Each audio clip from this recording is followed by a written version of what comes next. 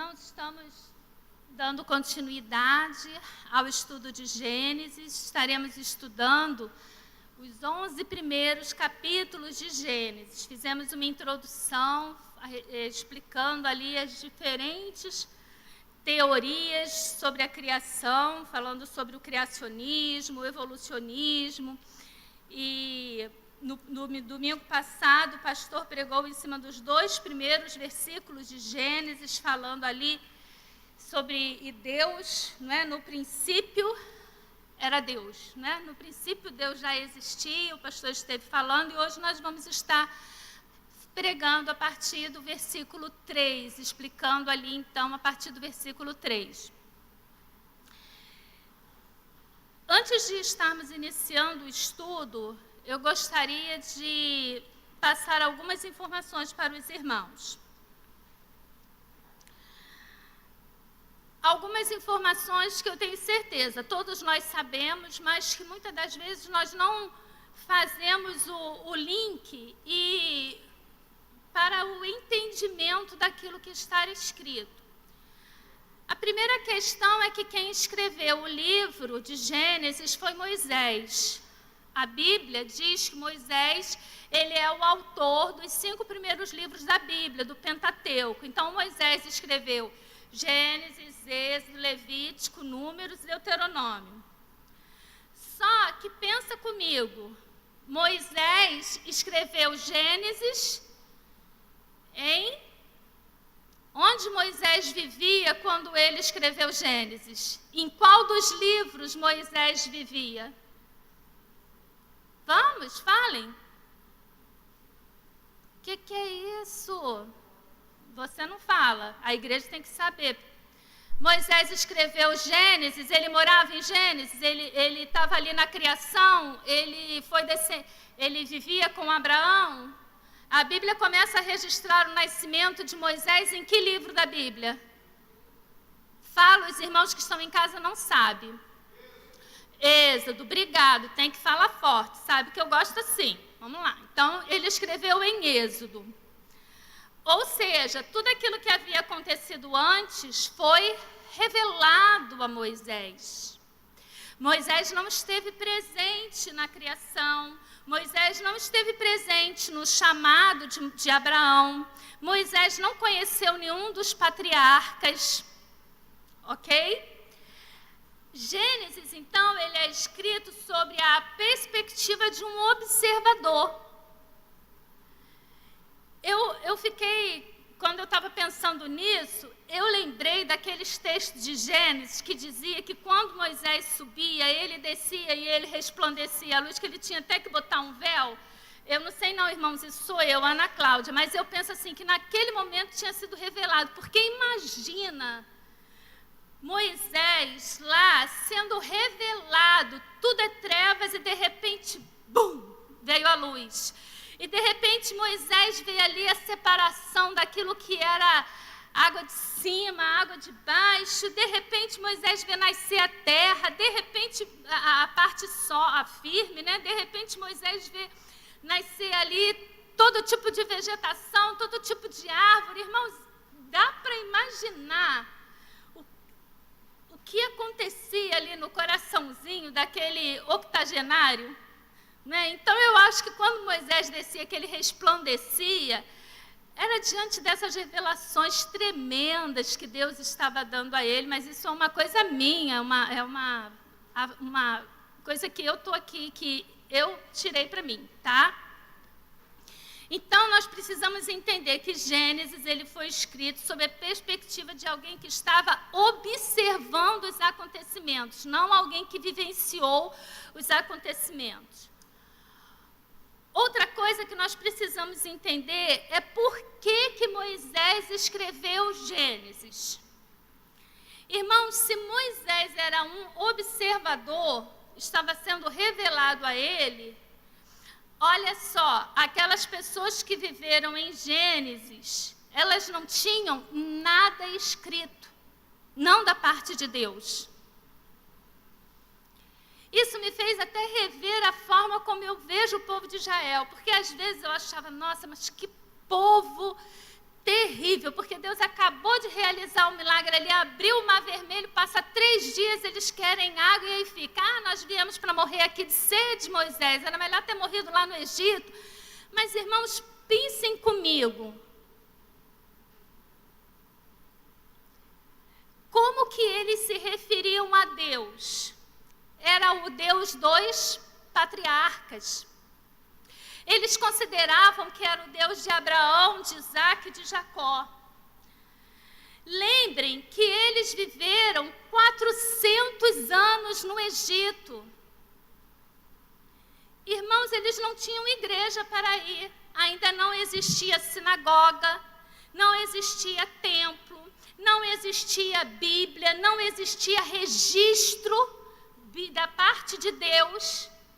Tudo que eles tinham era uma tremenda influência de um povo completamente idólatra, de um povo que adorava Rã, adorava o Nilo, adorava Faraó, adorava o sol, adorava estrela, adorava a lua. O que aparecesse na frente deles, eles estavam adorando. E o povo de Israel passou 400 anos sobre essa influência. E nós que não conseguimos ficar 1 ano sem vir à igreja, e aí quando volta os irmãos estão tudo lá na praia, curtindo e divertindo, porque se a gente for lá no Facebook, vai ter muita gente que ainda posta foto. Ao invés de estar aqui no culto, a gente quer que esse povo que passou 400 anos sobre uma influência completamente idólatra, seja ali todo regradinho e siga, passou pela aprovação, não, eu estou aqui firme. Conseguem entender a perspectiva, a razão de Moisés escrever Gênesis? Aquelas pessoas precisavam entender quem era o Deus que estava entrando no Egito e retirando eles do Egito, e que exigia que eles o adorassem, e adorassem somente a Ele, e não mais adorassem Rã, não mais adorassem Nilo, não mais adorassem Faraó, não mais adorassem nada. E por isso Deus tinha que se manifestar àquele povo, por isso tantos milagres, tantas manifestações de Deus no Êxodo. Porque Deus precisava se apresentar para aquele povo. Aquele povo precisava entender quem era Deus. Aquele povo precisava entender de onde eles surgiram. Porque lá no Egito havia toda uma história a respeito do surgimento do mundo. Havia uma história a respeito dos deuses, havia histórias, e aquele povo já tinha ouvido aquelas histórias. Mas agora eles precisavam ouvir da parte de Deus como que Deus criou todas as coisas. Eles precisavam entender por que que eles eram a nação eleita por Deus. Que não era por merecimento, mas é porque Deus havia escolhido um homem e dito que aquele homem seria pai de uma grande nação e que por meio daquele homem ele estaria abençoando todas as outras nações. Eles precisavam entender a origem patriarcal. Ele precisava entender e ouvir falar a respeito da renovação da promessa com Isaac, da renovação da promessa de Jacó. Eles precisavam entender a genealogia, da onde eles haviam surgido, quem foi, por que não foi fulano, foi Beltrano. Eles precisavam entender todas essas questões para que eles pudessem, então, entrar na terra prometida, cientes do Deus que eles serviam, cientes da sua origem, cientes do papel deles na humanidade. Então, você não vai encontrar em Gênesis explicações científicas. Gênesis não foi escrito para isso. Ele foi escrito de uma forma que aqueles homens humildes, pastores de ovelhas, agricultores, escravos, pudessem entender. Então, não é nenhum tratado científico, ali não vai ter. Moisés ele é muito claro, então surgiu erva verde, plantas frutíferas. Moisés está escrevendo como ele estava vendo. Ali surgiu a mangueira, então surgiu ali as árvores frutíferas. Moisés, ele fala, os animais domésticos, os animais selvagens. Aí você vai me perguntar, irmã, mas ele criou todas as espécies de cachorro de uma vez? Eu não sei, irmãos. Sei lá se ele criou o poodle, o pastor alemão, o bulldog, eu não sei. Eu sei que ele criou o cachorro. Tem o cachorro de casa, o doméstico, e tem o cachorro selvagem. Tem. Como é que foi a separação? Também não sei. Não havia. Isso não era importante para aquelas pessoas. O que era importante? Saber que Deus é o Criador. Saber que a lua, o sol, o mar, a quem eles adoravam, quem eles veneravam, eram criaturas. Saber que eles, na criação, eram mais importantes do que todas aquelas coisas, porque Deus havia criado todas aquelas coisas para que pudesse servir ao homem, para que pudesse atender a necessidade do homem. Então, não era o caso do homem estar adorando. Por isso, você vai ver no livro de Gênesis, por exemplo, você não vai ver Moisés falando assim, então Deus criou o sol e a lua. Porque o sol e a lua eram adorados pelos egípcios. E ele não queria deixar nenhuma referência que pudesse indicar para aquele povo que eles deveriam adorar o sol e a lua. Então Moisés vai dizer que surgiram os luminares. O luminar maior para governar o dia e o luminar menor para governar a noite. Não governar no sentido de gerir a vida do homem, porque até hoje algumas pessoas ainda não acreditam no governo por essa forma, porque fica lá lendo o horóscopo, né? O horóscopo é lá a lua, né? Determinando lá, de acordo com o dia em que você nasceu, aquilo que vai acontecer na sua vida. Não, governar porque ele estaria dando ali, dividindo as 24 horas, tendo o dia, tendo a noite. Dessa forma ele estava criando o dia, os meses, os anos e havendo a separação ali do tempo. Moisés, quando escreve Gênesis, vocês já repararam que ele fala de uma forma estranha no capítulo 1, porque ele vai dizer assim, e foi à tarde e amanhã o dia terceiro. Porque para o povo judeu, para o povo de Israel, o dia começa ao entardecer. É no pôr do sol que começa o dia. Então, está escrito de acordo com o entendimento daquelas pessoas. E olha outra coisa muito interessante que Moisés vai fazer, porque quando ele diz que surgiu e foi à tarde e amanhã, à tarde, ao pôr do sol, vem o quê? Escuridão. É noite. E depois, então, raia o dia. E como é que foi a criação do universo? Tudo era trevas. E disse Deus, haja luz. Então, Moisés, ele vai escrever da perspectiva de um observador. Ele vai escrever em uma linguagem que atenda, de forma que haja entendimento da parte daquelas pessoas que precisavam ler, naquele momento, que precisavam conhecer a história. E Moisés, ele vai fazer aqui, ele trata de forma, uma historicidade. Nós entendemos Gênesis como sendo uma história com H, uma história real, algo que aconteceu. Se você não considera Gênesis como algo que aconteceu, fica muito complicado. Porque dentro do evolucionismo teísta, por exemplo, que acredita em Deus, que Deus teve participação na criação do mundo, mas que Deus não gere o mundo, e que a história de Adão e Eva é apenas uma história para poder compor, eu queria que me explicasse, dentro do evolucionismo teísta, a origem, o surgimento do pecado na vida do homem. Porque se eu não considero a história de Adão e Eva como verídica, o nascimento, o primeiro casal, como é que eu entendo ali o pecado?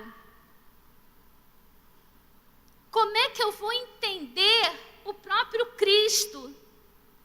Porque foi a partir do pecado que Deus disse que enviaria aquele que esmagaria a cabeça da serpente.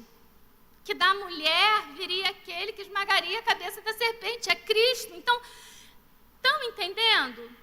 Como é que às vezes a coisa assim parece bonitinha e parece que vai responder a gente em muitas questões, mas quando a gente vai fundo ali, a gente vê que na verdade é uma forma de desviar-nos da verdade bíblica. Gênesis 1 e 2 começa explicando ali a formação da terra e a árvore da vida. Se eu não acredito ali na criação, eu também não vou poder acreditar em Apocalipse 21, que fala sobre a criação do novo céu e da nova terra e também fala sobre a árvore da vida.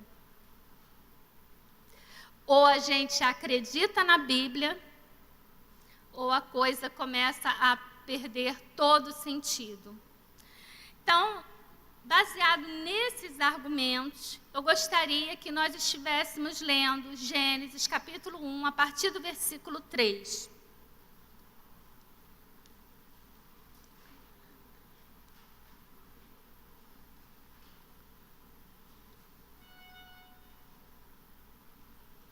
Disse Deus, haja luz, e houve luz. E viu Deus que a luz era boa, e fez separação entre a luz e as trevas. Chamou Deus a luz dia e as trevas noite. Houve tarde, manhã, o primeiro dia. E disse Deus, haja firmamento no meio das águas, e separação entre águas e águas. Fez, pois, Deus o firmamento e separação entre as águas debaixo do firmamento e as águas sobre o firmamento, e assim se fez. E chamou Deus o firmamento céus. Houve tarde e manhã, o segundo dia. Disse também Deus, ajunte-se as águas debaixo dos céus num só lugar, e apareça a porção seca, e assim se fez. A porção seca chamou Deus terra, e o ajuntamento das águas mares, e viu Deus que isso era bom. E disse, produz a terra, relva, ervas que deem semente, árvores frutíferas que deem fruto, segundo a sua espécie, cuja semente esteja nele sobre a terra. E assim se fez. A terra, pois, produziu a relva, ervas que davam semente segundo a sua espécie, e árvores que davam fruto, cuja semente estava nela, conforme a sua espécie. E viu Deus que isso era bom. Houve tarde e manhã, o terceiro dia. Disse também Deus, haja luzeiros no firmamento dos céus, para fazerem separação entre o dia e a noite. E sejam ele para sinais, para estações, para dias e anos. E sejam para luzeiros no firmamento dos céus, para alumiar a terra. E assim se fez. Fez Deus os dois grandes luzeiros, o maior para governar o dia e o menor para governar a noite. E fez também as estrelas. E os colocou no firmamento dos céus para alumiarem a terra, para governarem o dia e a noite, e fazerem separação entre a luz e as trevas. E viu Deus que isso era bom. Houve tarde e manhã, o quarto dia. Disse também Deus, povoem-se as águas de enxames de seres viventes, e voem as águas sobre a terra, sob o firmamento dos céus.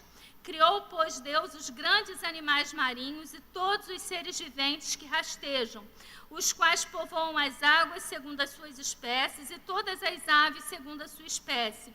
E viu Deus que isso era bom.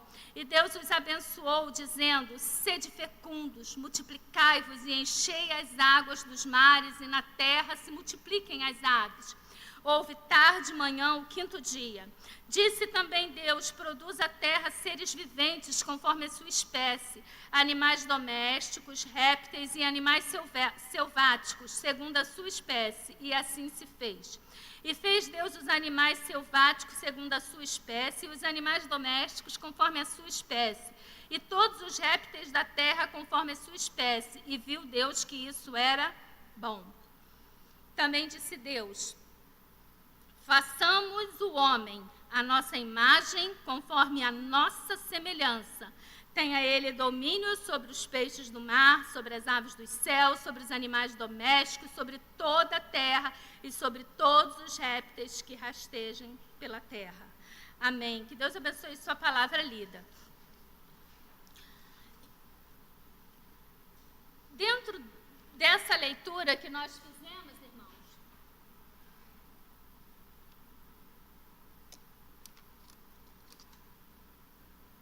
no primeiro sermão falamos sobre as teorias que o mundo tem criado. Agora nós vamos colocar para os irmãos algumas teorias que as igrejas têm criado. Algumas são bem criativas. Outras até parecem que estão certas. Mas uma coisa que nós precisamos entender é que a Bíblia fala aquilo que a Bíblia fala. A gente não tem que inventar em cima do que está escrito. Se fosse para ter mais explicação, Deus teria dado a inspiração para Moisés escrever mais. Os irmãos querem ver só?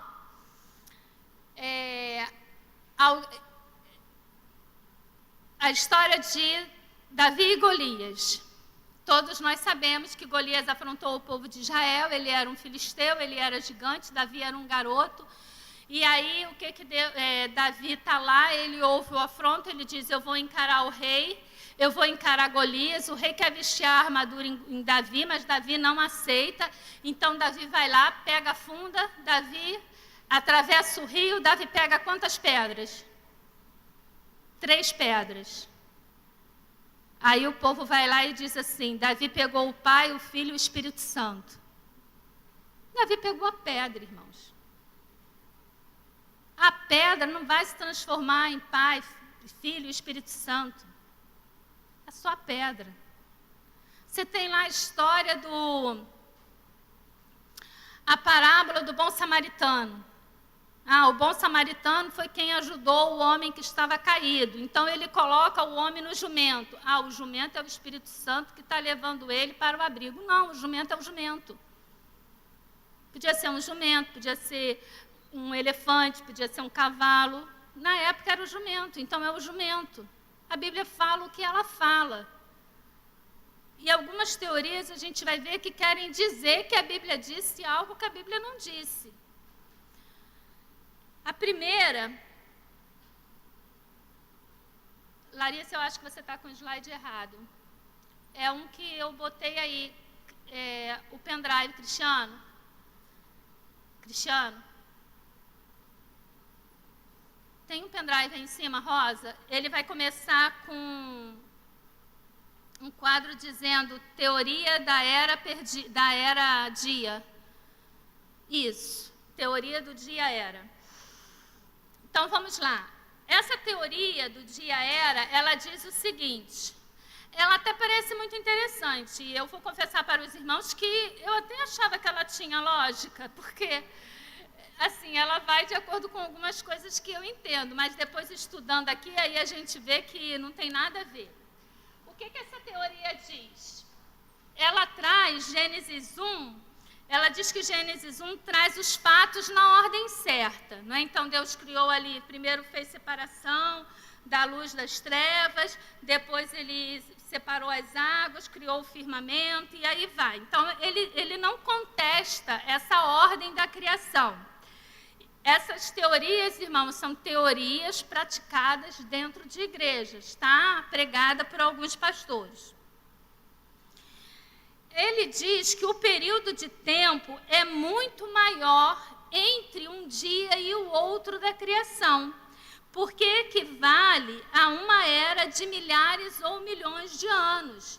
Para justificar isso, eles utilizam 2 Pedro 3,8, que diz que para o Senhor um dia são como 1000 anos. Então, ele diz que entre uma criação e outra, Porque, irmãos, o que acontece? A nossa história, pegando aqui pela Bíblia, nós teríamos aqui o homem 20 milhões de anos, desde a origem do homem. Mas o universo e tudo mais seria de milhares e milhares de anos. Então, para justificar o que a ciência fala, alguns teólogos, alguns pastores querem fazer uma adaptação. Então, ele diz assim, não, Gênesis ali, o primeiro, se foi 6 dias. Realmente não, Deus criou o mundo em 6 dias. Mas esses 6 dias podem ser milhares e milhares de anos, porque um dia para o Senhor é como 1000 anos e 1000 anos é como um dia. Eles dizem que 6 dias podem valer milhões ou bilhões de anos. O universo começou com um tipo de Big Bang, a criação da luz.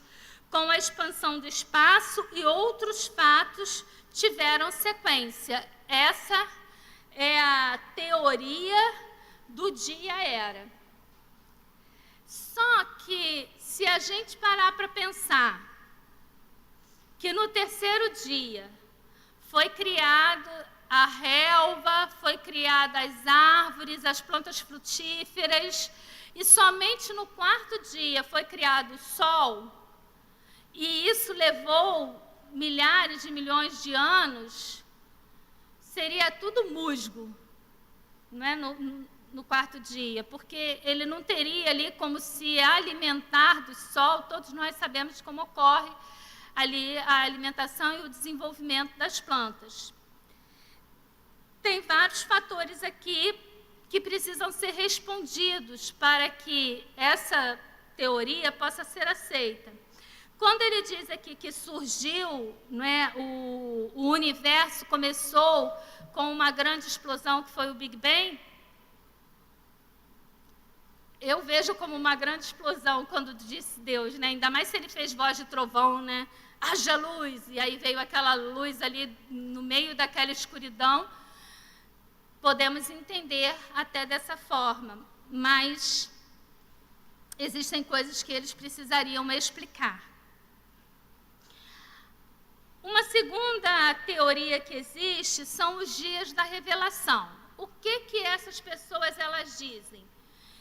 Que Gênesis 1 fala de 6 dias, mas esses 6 dias não correspondem à criação, corresponderiam à revelação.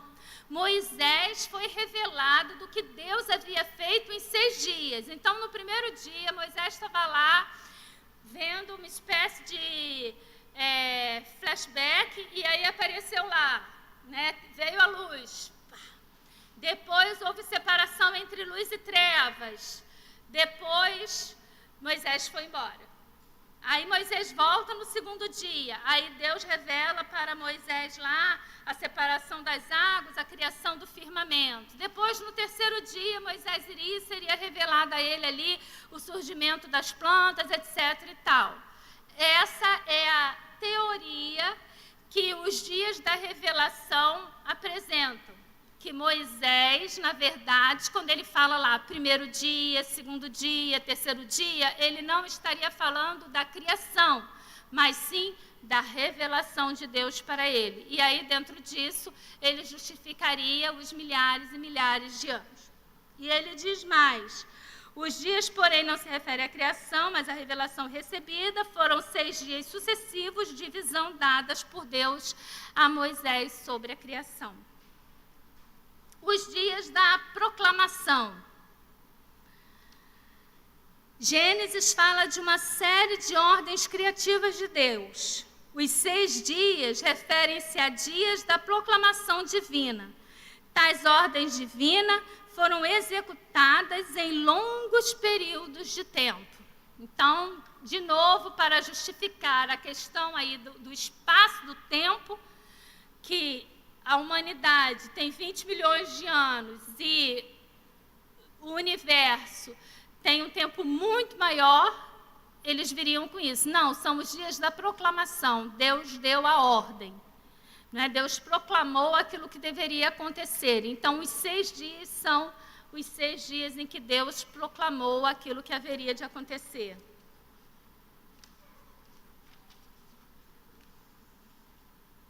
Criação local. Essa é bem criativa. Eles alegam que só o Éden foi criado em 6 dias. Do lado de fora já existia a criação e tudo mais, só o Éden.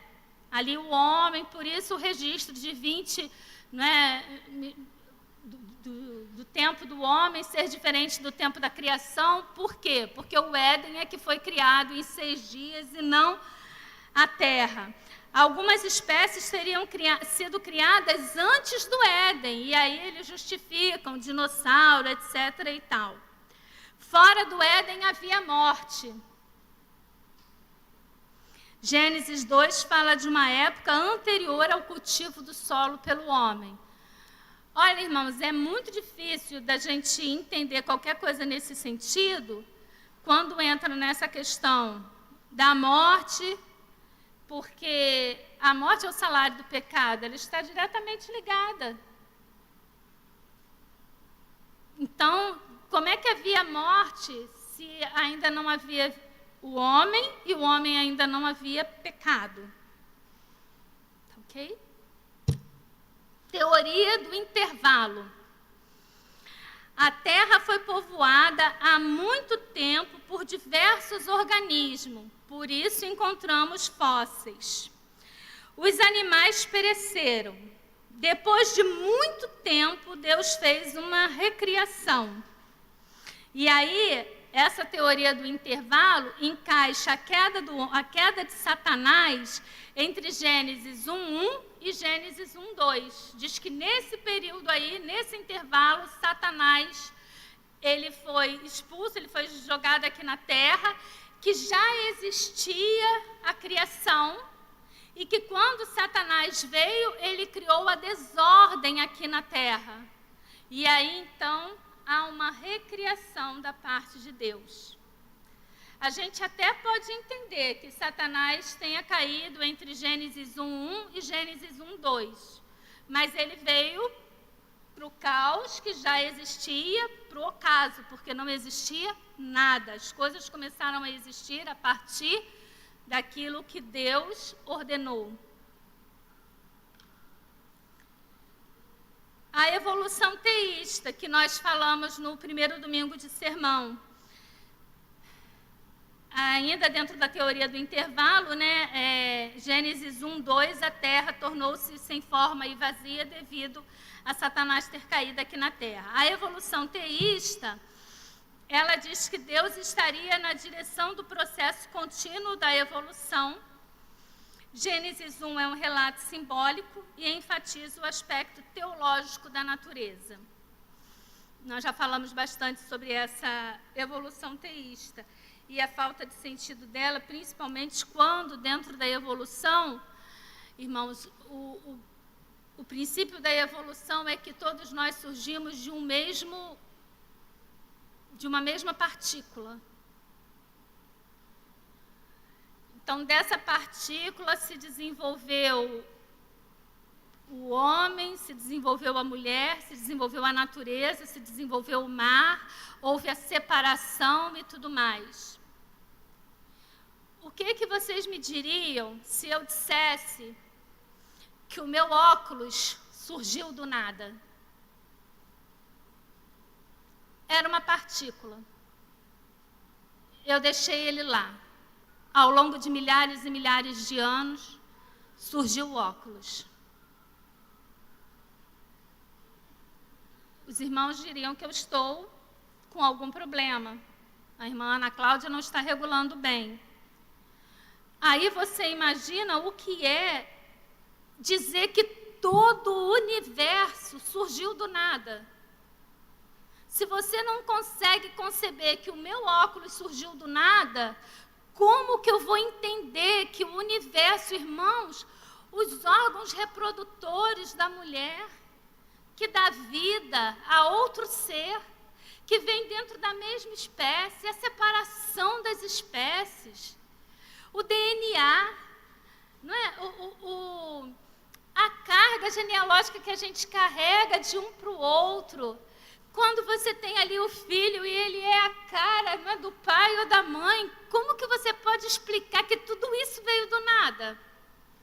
Que os seus órgãos, não é, internos, o organismo ali, a função dos glóbulos brancos e vermelhos, a função ali dos rins, filtrando, irmãos, tudo isso surgiu do nada.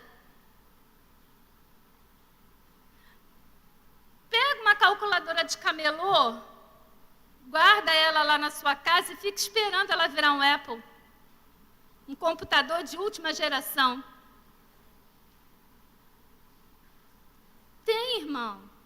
Ainda continua a existir a evolução e o principal é dizer que nasceu tudo de uma mesma partícula. Não, Deus separou. Ele deu a ordem, as coisas se fez. E quando foi para criar o homem, ele foi lá e ele colocou a mão na massa. Ele formou. Ele soprou, ele deu fôlego de vida. E ele nos criou à imagem e semelhança dele. Não fisicamente, porque Deus não tem forma física. Deus não pode ser contido no espaço, porque Ele é tudo. Mas Ele nos criou com inteligência, com sentimento. Quando Ele diz, façamos a nossa imagem e semelhança, é nesse sentido. Nenhum outro animal possui isso que o homem possui. E aí a gente vê, irmãos, que as coisas vão migrando de uma forma tão assim, que hoje em dia, às vezes, um animal tem mais valor do que um ser humano. Já percebeu que se matar um mico-leão dourado, se matar aí um animal desses aí que vive em extinção, você é preso. Pega um papagaio, né? Leva um papagaio para sua casa e cria ele lá com todo amor e carinho. Mas se o Ibama bater lá, você vai ter que pagar. Agora você vê tantas pessoas morrendo.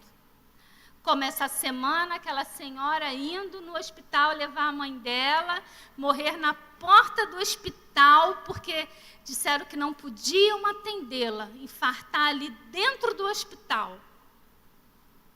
Se fosse o mico, teriam tratado. Isso é uma inversão que Satanás vai criando dentro da cabeça do homem e a coroa da criação de Deus vai perdendo, irmãos, o seu valor. Quando a gente vê essas coisas que acontecem, quando a gente liga a nossa televisão e vê ali aqueles 3 meninos perdidos em Belfort Roxo, que ninguém dá conta de explicar, cadê aqueles 3 garotos?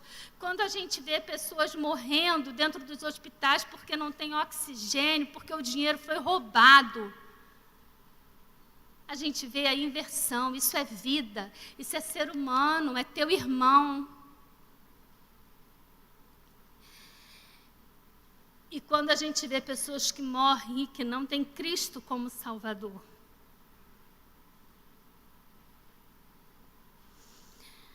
morrem embaixo do nosso nariz. Às vezes convivemos com essas pessoas anos e anos. Essa semana eu fui confrontada com isso e eu só ficava pensando no hino. A pessoa chegando lá no céu e falando, não me falaram de Cristo.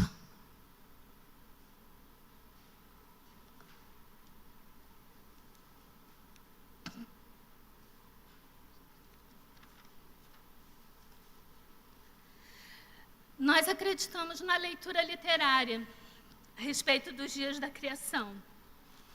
Então, Gênesis 1 não é um discurso científico. O texto é literariamente organizado. A gente vê que Moisés ele vai fazer toda uma forma de escrever consciente ali para aquelas pessoas. Então, a gente vai ter aqui que Moisés diz que, a partir do versículo 3,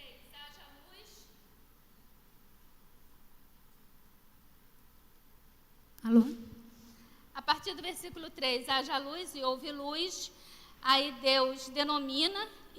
Essa questão de Deus denominar as coisas, irmãos, é muito importante, porque dentro da forma, não é, que aquelas pessoas entendiam, só denominava quem fosse importante, quem tivesse autoridade sobre aquela coisa para poder denominá-la. Então, quando Moisés diz aqui que Deus deu nome ao que era dia, o que era noite, é importante. Por que ele deu nome? Porque ele é o Criador. Então, ele é a autoridade que pode denominar ali o que seria cada uma dessas coisas. E aí ele vai dizer, olha, chamou Deus dias e as trevas noite, houve tarde e manhã e o dia primeiro. Disse Deus, haja firmamento no meio das águas.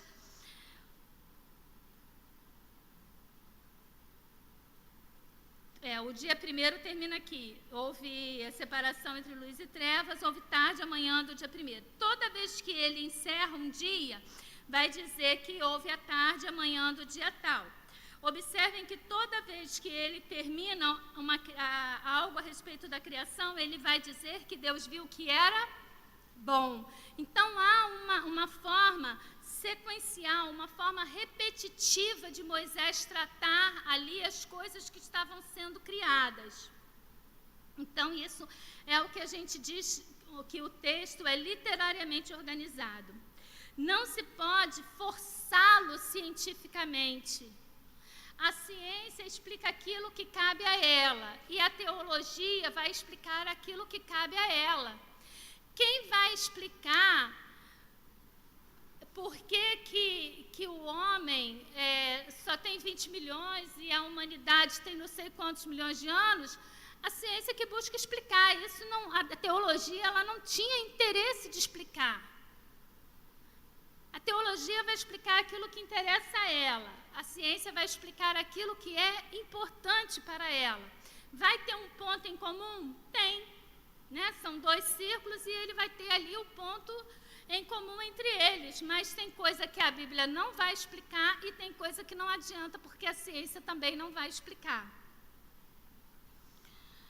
As questões respondidas aqui são outras, aquilo que eu falei. Era importante dizer quem criou, por que Deus estava mandando eles exterminarem as nações, né, de Canaã, os cananeus. Por que os cananeus deveriam ser exterminados? Quem é que deu autoridade ao povo de Israel? Deus. Por que Deus deu? Porque quem criou aquela terra foi Deus. Deus criou aquele território e Deus determinou que aquele território seria do povo de Israel. Então, os jebuseus, heteus, heveus, cananeus, eles deveriam ser mortos. A leitura literária com relação aos dias da criação. Nós vemos que Gênesis 1, versículos 1 e 2, fala sobre a afirmação teológica. E do versículo 3 ao versículo 25, que foi o que lemos, fala sobre dar forma e preencher. Então, o primeiro é a afirmação teológica. No princípio criou Deus os céus e a terra era sem forma e vazia, o Espírito de Deus se movia sobre a face das águas. Afirmação teológica, no princípio é Deus. Isso é o importante. E a partir de 3 até 25, ele dá forma e preenche. Agora, eu queria mostrar a vocês o paralelo que existe entre os dias da criação. E isso nos mostra como que havia ali toda uma organização literária por parte de Moisés para explicar aquelas pessoas que estariam lendo Gênesis aquilo que era importante elas entenderem. Os 6 dias da criação. Então, os primeiros 3 dias, Deus buscou dar forma. A terra era sem forma e vazia. Então, os 3 primeiros dias da criação foram guardados para dar forma. E os últimos 3 dias foram para preencher a terra. Então, no primeiro dia, Deus fez separação entre luz e as trevas. Aí, se você for lá e ver o paralelo do dia 4, no dia 4 aconteceu o quê? Surgiu o sol, a lua e as estrelas para iluminar a terra. No segundo dia, Deus fez separação, criou o firmamento e ele separou os céus e a água, as águas de cima e as águas de baixo. E aí a gente vê que no quinto dia, o que foi criado? As aves para povoar o céu e os peixes para povoar as águas. No terceiro dia, Deus criou mares e terra. E no sexto dia, Deus criou os animais para povoar a terra e os homens. Então, a gente vê esse paralelo, né, entre os dias. O primeiro está coerente com o quarto, o segundo com o quinto e o terceiro com o sexto. Aí estão também as referências bíblicas que é importante os irmãos guardarem. A linguagem do Gênesis, ela é fenomenológica, ela não é científica, não é uma linguagem científica. É complexa, ela é teológica com o núcleo histórico. É essa questão que eu expliquei para os irmãos, que foi escrito para atender a demanda, a necessidade do povo de Israel, que eram pessoas simples, agricultores, pastores. Ela é contextual, foi escrito para confrontar o politeísmo. Não vamos esquecer que foram 400 anos como escravos ali no Egito, convivendo com os egípcios e aprendendo todo tipo de idolatria possível. Não responde às questões que não são seu foco. Tem coisa que não era ali interesse de Moisés, não era importante para aquelas pessoas ali atravessando o deserto entenderem ou saberem. Então, Gênesis atende ali a demanda, a necessidade de informação que aquelas pessoas tinham. E ela mostra porque Deus criou e não como ele fez. Isso é o mais importante para nós termos em nossa mente. Quando fomos confrontados com alguma pessoa indagando a respeito de Gênesis, você precisa ter em mente ao responder que Gênesis, ele não foi escrito para dizer como que Deus fez o que ele fez. Ele fez porque ele é Deus. Mas para dizer que Deus fez. Ele é que criou. Como que ele criou? Não era o interesse saber. E o último, ela não deve ser lida, não é literalmente.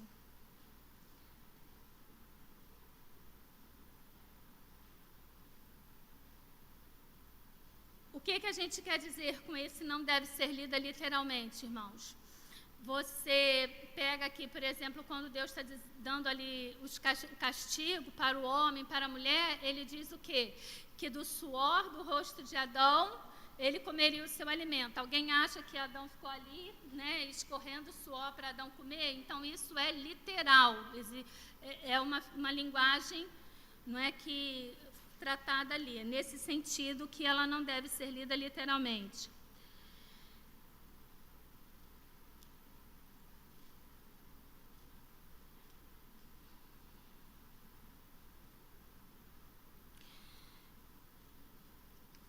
Irmãos, eu vou estar encerrando aqui, porque a gente teria ainda as imagens da criação e aí estaria trabalhando esses pontos, mas o tempo já vai avançado.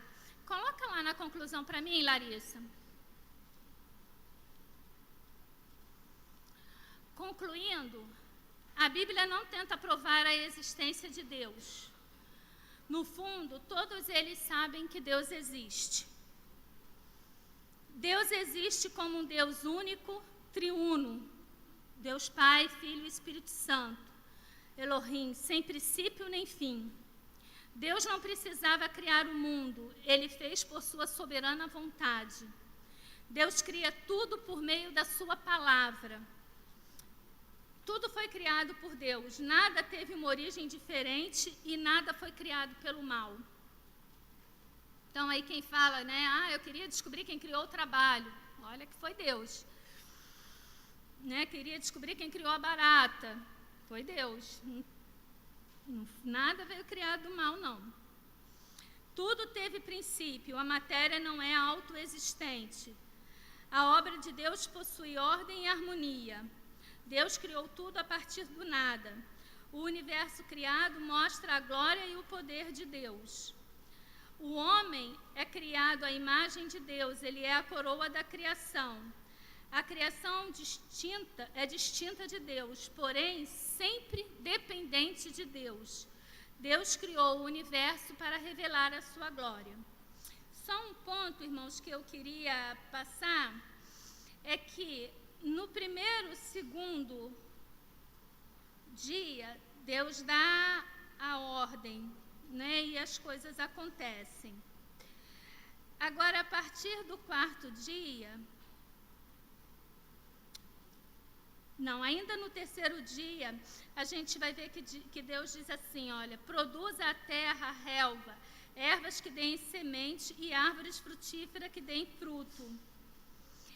A gente vê uma diferença, porque até então Deus está ordenando e as coisas estão acontecendo. A partir do terceiro dia, a gente vai ver Deus já se utilizando daquilo que Ele havia criado para que fosse produzido coisas. Né? Eu acho esse ponto muito interessante da gente estar ressaltando. Outra coisa que é muito importante da gente entender é que a partir da produção já acontece a reprodução das espécies, a reprodução das pessoas. Isso também é outra coisa muito interessante. Deus não precisou continuar produzindo. Não é uma produção contínua. Ele deu ordem, se produziu e a partir de então as coisas foram se reproduzindo. A mudança na espécie, a mudança dentro da espécie, isso se chama microevolução.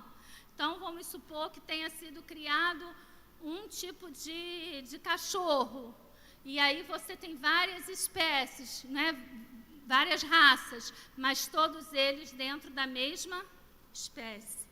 Isso é importante, é uma grande diferença da teoria do evolucionismo, que diz que uma espécie pode migrar para outra espécie. Então, um peixe pode virar uma ave. Não, Deus criou tudo de forma separada, cada um de acordo com a sua espécie. Mas vamos ouvir o irmão Marcelo. Eu espero